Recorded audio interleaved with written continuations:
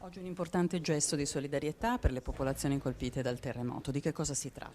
Abbiamo fatto in occasione di Friuli Doc il frico gigante fatto col Montasio appunto per riuscire a creare un piccolo fondo che possa andare in aiuto alle popolazioni che sono state così disastrate nell'ultimo periodo. Non ci siamo solo noi, c'è anche il Banco del Credito Cooperativo di Basiliano che ci ha dato una mano.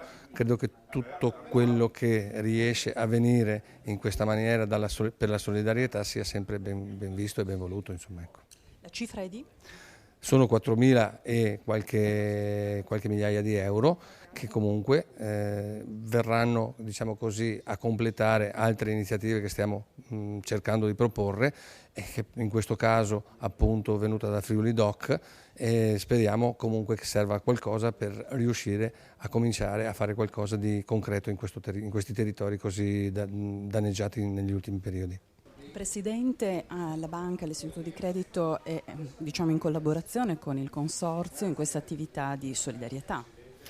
Beh, dove c'è solidarietà a livello di comunità e di associazioni, una banca di territorio come la nostra non può essere distante.